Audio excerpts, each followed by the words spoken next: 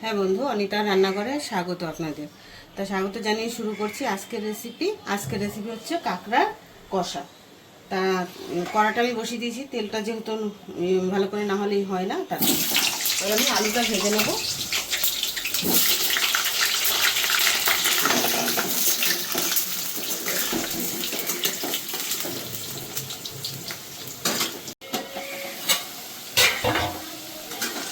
বন্ধু, আলুটা ভাজা হয়ে গেছে, আলুটাকে তুলে দেবো আবার।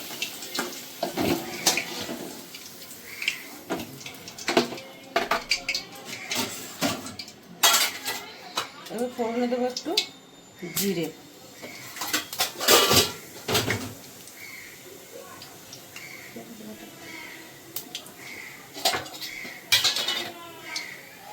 এবার দেবো পেঁয়াজ বাটা,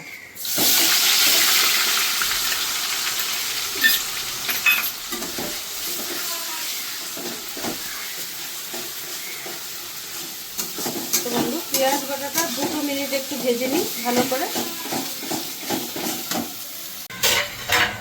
বন্ধু, তো পেঁয়াজ ভাজাটা আমার ভালো করে হয়ে গেছে।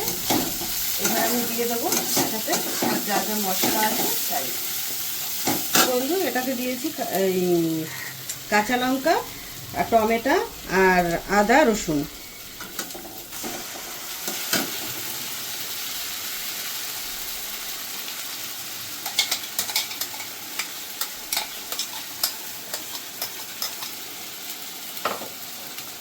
আর এখানে আছে 1 চামচি জিরে গুঁড়ো, 1 চামচ ধনের গুঁড়ো, আর এখানে হলুদ গুঁড়ো আছে পরিমাণ মতন, আর লাল লঙ্কার গুঁড়ো 1/2 চামচ।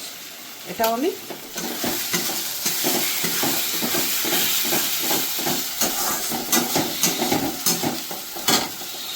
এর সঙ্গে দিয়েই ভালো করে কষিয়ে নেব।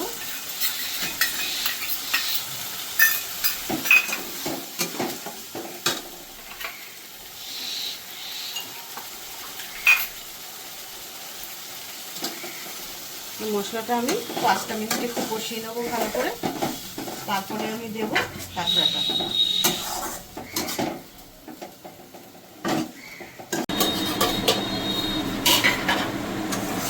বন্ধু, তো মশলাটা আমার কষানো হয়ে গেছে, আর যেটুকু বাকি আছে ওটা কাঁকড়াটা দিয়ে দেবো, তাহলে আস্তে আস্তে কষাও ভালো করে দিয়ে দেবো।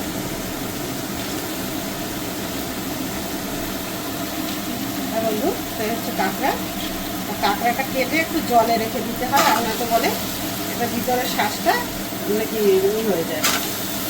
যাই হোক, সে শ্বাস খারাপ হয়ে যায়, তার জন্য আমি জলে ভিজিয়ে রেখেছিলাম, কেটে পরিষ্কার করে ধুয়ে জলে রেখে দিয়েছিলাম। আমি দিয়ে দিলাম কাঁকড়াটা।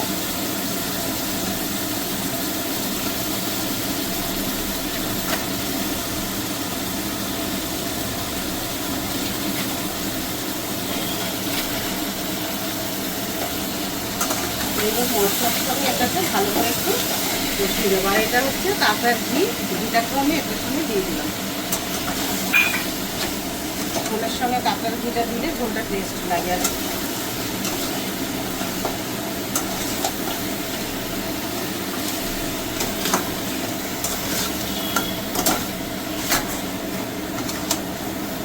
এবার নুনটাকেও দিয়ে দেবো এর সঙ্গে।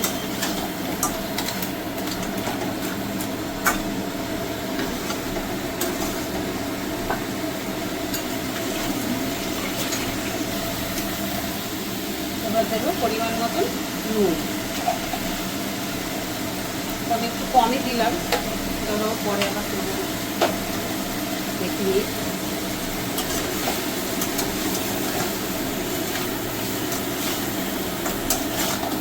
এবার ভালো করে এটাকে 5 মিনিট ভালো করে কষিয়ে দেবো, তাহলে মশলাটাও পুরো হবে। আর কাঁকড়াটা একটু দিলাম, ভালো না কষলে আবার কাঁচা গন্ধ না থেকে যায় মশলা। ভালো করে একে কষিয়ে দেবো।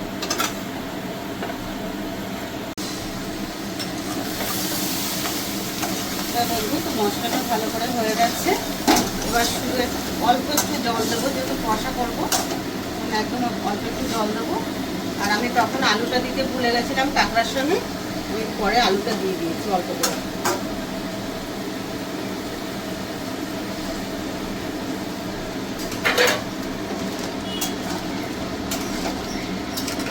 আলু কাঁকড়াটা ভালো করে একটু সিদ্ধ হওয়ার জন্য এই জলটা দিলাম।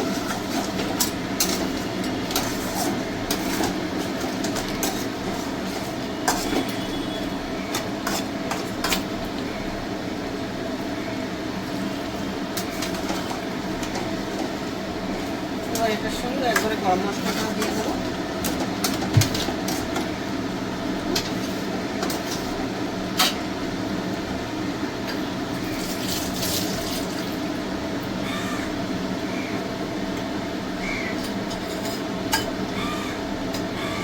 দিয়ে দিলাম অল্প করে গরম মশলা।